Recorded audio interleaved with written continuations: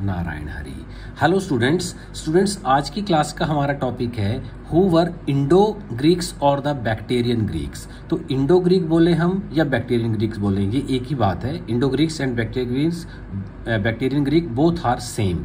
तो अब इनके बारे में आज हमें डिस्कस करना है। तो स्टार्ट हम करेंगे कि व्हेन चंद्रगुप्त डिफीटेड सेल्यूकस, तो चंद्रगुप्त ने सेल्यूकस निकेटर को जब डिफीट किया, जब उनकी वॉर हुई 305 से 303 में, तो Seleucus was defeated by Chandragupta Maurya and this Seleucus was Seleucus कौन था?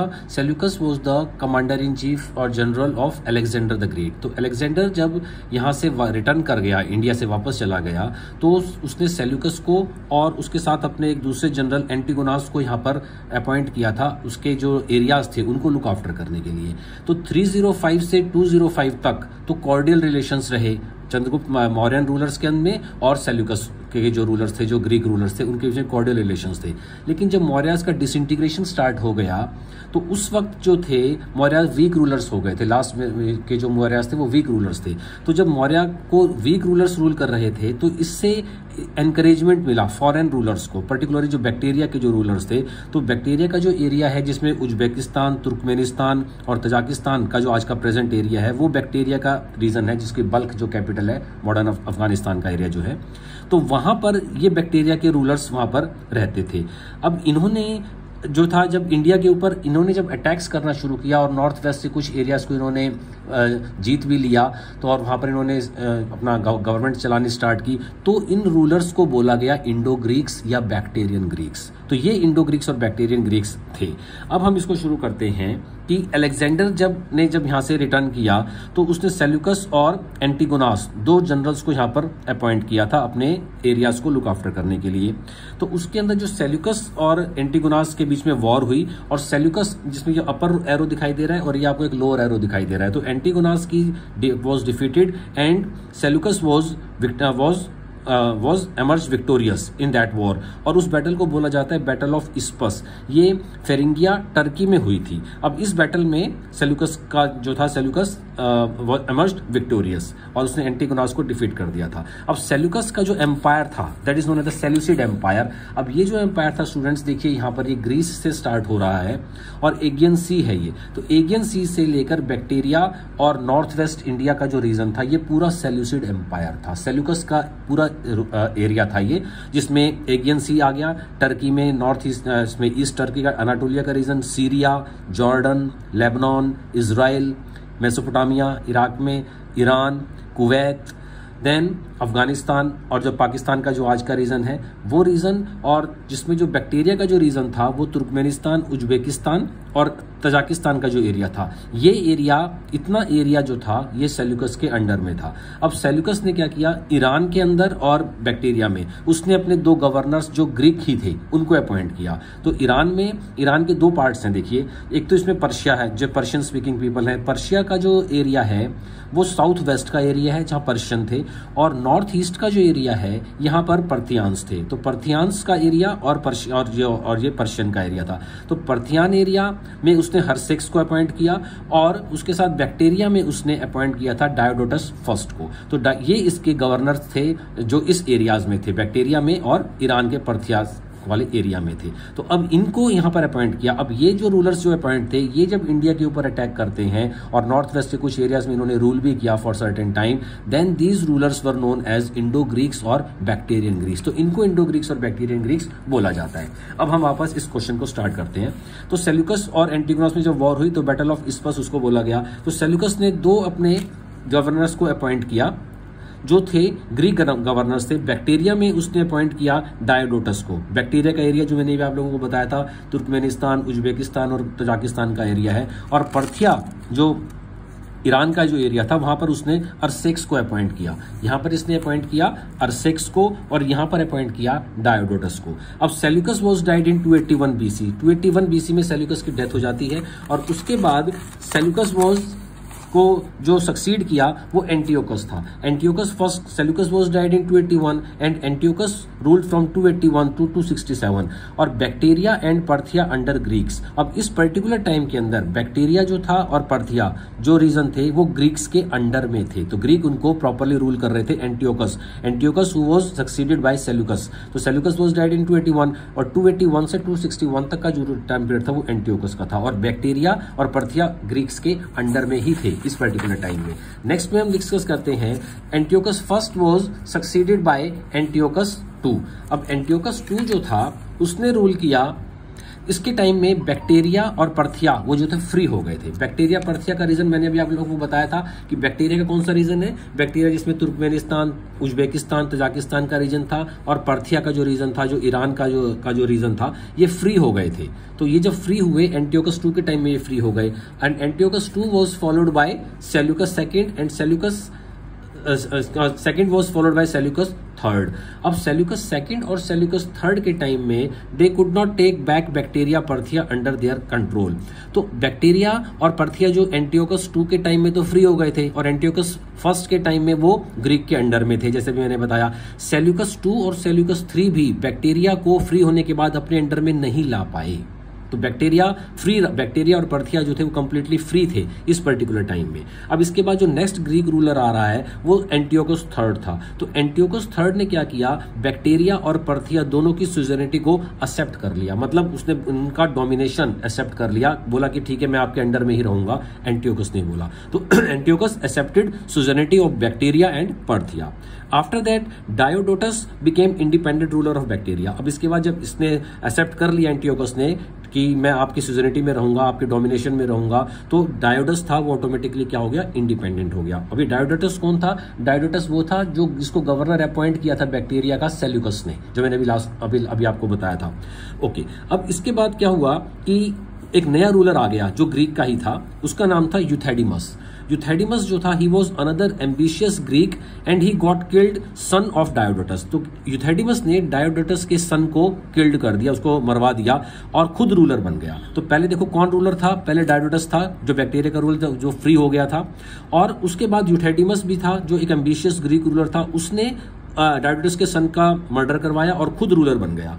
अब उसके बाद there was agreement between Antiochus third और यूथेडिमस। तो एंटियोकस थर्ड और यूथेडिमस इन दोनों के बीच में एक एग्रीमेंट हुआ और उस एग्रीमेंट के according Antiochus third got marriage his daughter to the son of Euthydemus. तो यूथेडिमस जो एक एम्बिशियस रूलर था और एंटियोकस थर्ड जो ग्रीक रूलर था, सीरिया से बिलोंग करता था ये, तो एंटियोकस थर्ड और यूथेडिमस में क्या हुआ, एक एग्रीमेंट हुआ जिससे कि एंटियोकस थर्ड ने अपनी डॉटर की मैरिज कर दी यूथेडिमस के सन, और सन का नाम था डिमेट्रियस। तो इस तरह से डिमेट्रियस जो था वो इस इंपॉर्टेंट रूलर बन जाता है। तो डिमेट्रियस जो था, he was a great conqueror and ambitious ruler, और ये सन किसका था, he was the son of Euthydemus. Okay, तो अब डिमेट्रियस जो था, अब डिमेट्रियस अपने इंडियन अफेयर्स के अंदर बिजी हो गया। ये जो एरिया मैंने बताया कि डिमेट्रियस जो था, इस एरिया से ये जो पाकिस्तान का और ये वाला जो एरिया है हमारा नॉर्थ वेस्ट का एरिया, इस एरिया के अंदर वो बिजी था, यहाँ के अफेयर्स को वो देख रहा था। अगर वो यहाँ के अफेयर्स को देख रहा है तो इसका मतलब वो बैक्टीरिया में इस टाइम फिजिकली अवेलेबल नहीं है, और इसका फायदा दूसरे रूलर्स ने उठाया और उन्होंने अपने आप को बैक्टीरिया में फ्री कर दिया। अब जिन्होंने बैक्टीरिया में अपने आप को फ्री किया वो थे यूक्रेडाइट्स। तो यूक्रेडाइट्स ने क्या किया कि यूक्रेडाइट्स ने देखा कि डेमेट्रियस तो बिजी है, अब अपने उसमें इंडियन अफेयर्स के अंदर वो बिजी है, और बैक्टीरिया में उसने रिवोल्ट कर दिया यूक्रेडाइट्स ने, और एंड डिक्लेयर्ड रूलर एंड डिटरमेस वाज डिफीटेड, और डिमेट्रियस इसमें डिफीट हो गया। अब Eucratides got victories in India. अब यूक्रेडाइट्स ने भी इंडिया के अंदर विक्ट्रीज करना शुरू कर दिया, और इस तरह से हमने देखा कि as a result 2 dynasties rule. अब नॉर्थ वेस्ट इंडिया के अंदर 2 डायनेस्टीज रूल कर रही हैं। एक डायनेस्टीज तो यूक्रेडाइट्स की थी और दूसरी डायनेस्टी थी यूथेडिमस की। तो ये दोनों डायनेस्टीज वहां पर रूल कर रही थी। यूथेडिमस का जो रूल था वो यूक्रेडाइट्स ने रूल किया बैक्टीरिया से लेकर झेलम तक। तो बैक्टीरिया का रीजन तो देखो स्टूडेंट्स ये आ गया, ये बैक्टीरिया का रीजन था, और झेलम इस एरिया तक। तो झेलम का जो रीजन था, तक्षशिला इसकी कैपिटल थी, यहां तक तक इन्होंने रूल किया, जिसका नाम था, जो अभी मैंने आपको बताया, यूक्रेटाइड्स ने। और तक्षशिला उसने अपनी कैपिटल बनाई। दूसरी डायनेस्टी जो रूल कर रही थी वो यूथेडेमस की थी। उन्होंने झेलम से लेकर मथुरा तक का रीजन ले लिया। झेलम से मथुरा तक का रीजन, जो दिल्ली के पास का रीजन है, झेलम से मथुरा तक का रीजन इसका आ गया। और यहाँ इन्होंने अपनी जो कैपिटल बनाई वो सियालकोट कैपिटल बनाई। ये कैपिटल पाकिस्तान में यहाँ पर सियालकोट का एरिया है, तो यहाँ पर इन्होंने अपनी ये कैपिटल बनाई। तो दो डायनेस्टीज इस टाइम नॉर्थ वेस्ट इंडिया में रूल कर रही थी। One was the dynasty of the Eucratides और दूसरी डायनेस्टी थी यूथेडेमस की। अब स्टूडेंट्स देखो, जो नए स्टूडेंट्स हैं जिन्होंने इस टॉपिक को प्रॉपरली पढ़ा और समझा नहीं है, उनको ये सारे नाम याद करने में प्रॉब्लम आएगी। तो आपको इसको रिपीटेडली आपको वीडियो को वॉच करना है और एक अपने खुद के नोट्स आप लोग अपने दूसरे रजिस्टर में या कॉपी में बनाते रहिएगा, तो जिससे आपको ये, अदरवाइज टॉपिक डिफिकल्ट है। तो मैं तो आपको इसको बहुत शॉर्ट वीडियोस में इजी फॉर्म में डिस्कस कर रहा हूं मैं आप लोगों के साथ, और आपको समझ में भी आ रहा है ये टॉपिक। तो अब इसके बाद फ्रॉम बैक्टीरिया में झेलम से तक उन्होंने रूल किया और तक्षशिला उनकी कैपिटल थी। नाउ जो यूक्रेटाइड्स था, he was also killed by his own son, और उसका नाम था हेलियोकोलस। तो यूक्रेटाइड के बाद Heliocles became the ruler when he was going back to Bactria. तो यूक्रेटाइड्स जो था वो वापस जब बैक्टीरिया जा रहा था, तो इसके जो सन था, इसका जो बेटा था हेलियोकोलस, उसी ने इसका मर्डर कर दिया। एंड आफ्टर हेलियोकोलस के बाद साका डायनेस्टी का रूल आ गया यहाँ पर 125 बीसी के अंदर। तो जैसे डिफरेंट रूलर्स ने रूल किया है, 200 बीसी से 300 AD का जो टाइम है, अराउंड 500 ईयर्स का जो टाइम पीरियड था, that was known as the dark age also. क्यों डार्क एज क्यों थी? क्योंकि उस 200 से पहले का जो पीरियड है, उस टाइम तो मौर्य डायनेस्टी थी और मौर्य ने प्रॉपरली रूल किया, लेकिन लेटर मौर्याज उसको नहीं संभाल पाए। और बाद में डार्क एज के अंदर इंडिया के अंदर जो इंपॉर्टेंट डायनेस्टीज थी वो सुंगा, कानव और सातवाहन ने रूल किया। और जो फॉरेन अटैक्स हुए हैं उसके अंदर इंडो ग्रीक, साका, प्रतिहार और कुशांस के अटैक्स हुए हैं। तो इस टाइम पॉलिटिकल स्टेबिलिटी इंडिया में नहीं थी, और वो पॉलिटिकल स्टेबिलिटी फिर हमें 320 के बाद जाकर मिलती है, 320 AD के बाद जाकर मिलती है, जब गुप्ता रूलर्स ने इंडिया में रूल किया और उन्होंने पूरी इंडिया को पॉलिटिकली यूनाइट किया। And that's why Gupta age is also known as the golden age also. तो अब यहाँ पर हेलियोकोलस जो था, Heliocles killed his father Eucratides, और इसके बाद साका डायनेस्टीज का रूल आ गया। तो जैसे मैंने बताया कि कौन कौन से फॉरेन अटैकर्स ने रूल किया है, इंडो ग्रीक्स, साका। तो इंडो ग्रीक्स का रूल अब यहाँ पर खत्म हो रहा था और साकास की डायनेस्टी यहाँ पर अब आ चुकी थी। साका रूलर्स अब यहाँ पर आ गए थे। अब इसमें बैक्टीरिया जो था वॉज रूल्ड बाय साका। अब इसके बाद बैक्टीरिया को कौन रूल करेंगे? साकास रूल करेंगे, और उससे पहले इसको इंडो ग्रीक्स रूल कर रहे थे।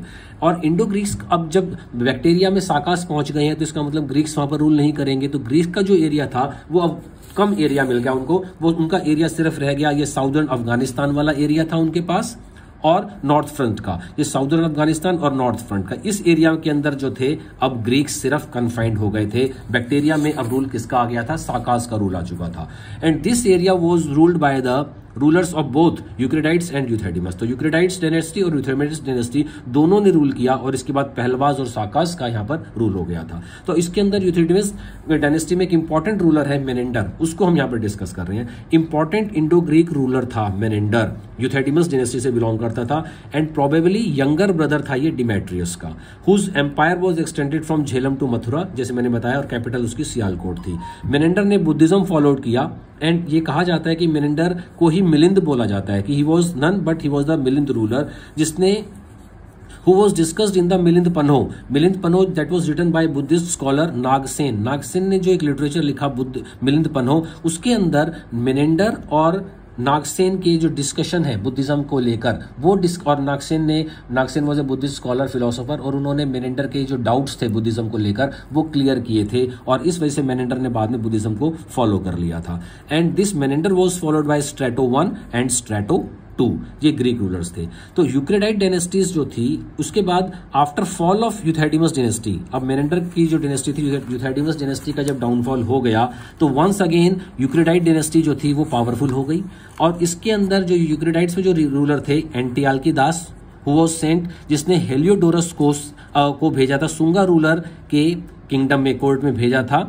और जो भद्रबाहु, जो बेसनगर का जो इंस्क्रिप्शन है वहां पर ये चीज मेंशन भी की गई है, जिसने हेलियोडोरस को भेजा था कोर्ट ऑफ सुंग में, रूलर भद्रबाह को भेजा था, which is mentioned in Besnagar inscription में मेंशन किया जाता है। तो लास्ट रूलर जो था वो यूक्रेटाइड डायनेस्टीज का, जो कि इंडो ग्रीक थे, हर्मियस था, who ruled from 50 BC to 30 BC and defeated by Parthian and therefore Greeks का जो 200 ईयर्स का जो रूल था that came to an end. तो स्टूडेंट आप इसको प्रॉपरली वॉच करके इस वीडियो को, इंपॉर्टेंट वीडियो है ये, क्योंकि ये सारे पॉइंट्स मैंने बहुत शॉर्ट में बता दिए हैं आप लोगों को, और इसको आप अपने सेपरेटली रजिस्टर्स बनाकर उसको प्रॉपरली उसको मेंटेन कर लीजिएगा। Okay, thanks.